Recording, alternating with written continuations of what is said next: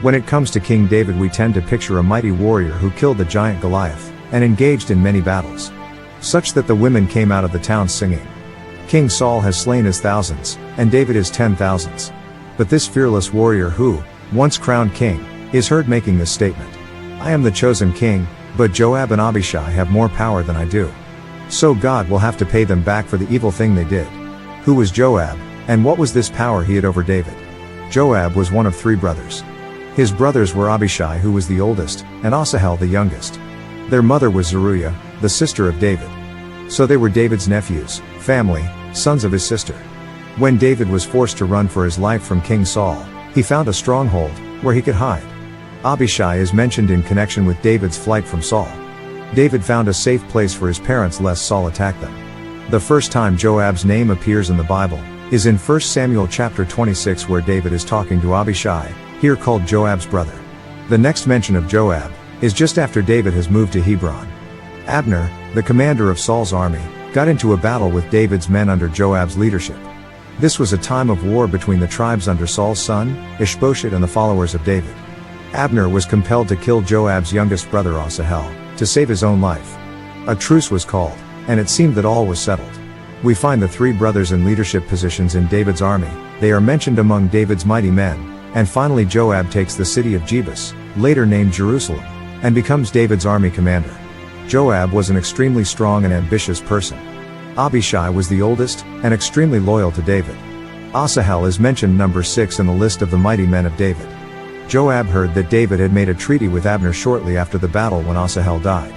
He immediately saw a chance to get even with Abner, and unsuspectingly Abner returned to Hebron, only to be assassinated by Joab at the city gate. David was unable to punish Joab for this act. Joab claimed that this was a blood feud, but David saw it as murder. Asahel was killed in war, but Joab murdered Abner in a time of peace. Joab's motivation seems to have been his fear that he would be replaced as commander of the army by Abner, in return for bringing the rest of the tribes of Israel under David's rule. If Abner had been really slain in revenge for blood, as Joab asserted, he ought to have been delivered up bound hand and foot. But Joab stabbed him to death, as a worthless fellow. He did not wait for Abner to be delivered up, with the legal formalities leading to the authorized penalty, if he were really guilty, which he was not. Joab took the law into his own hands as an assassin. Joab was such a vicious opponent, that the Edomite leader, Hadad, took refuge in Egypt until he knew Joab was dead. Joab's murder of Amasa was equally treacherous. Joab continued to gain power over David, leading the army into battle and conquering peoples around them. He leaves records of killing thousands of the people he had captured. The final opportunity fell to Joab, when David sinned in the matter of Uriah's wife Bathsheba, sent a message to Joab to withdraw from Uriah in the heat of battle, so that he would be killed. Joab now had a hold on David as partner with him in the murder of Uriah. Joab was still looking to gain more power and began to scheme to restore Absalom to his father David. He saw that if Absalom became king after David, Joab would have a grateful new leader, and one less likely to punish him than the other son of David, namely Solomon. While Joab was for many years loyal to David, he finally sided with David's other son, Adonijah, in his rebellion. This time there was no victory for Joab.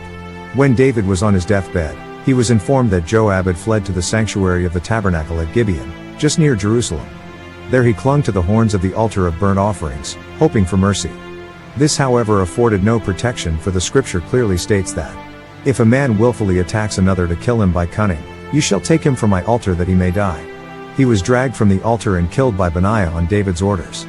David then uttered a curse upon the family of Joab.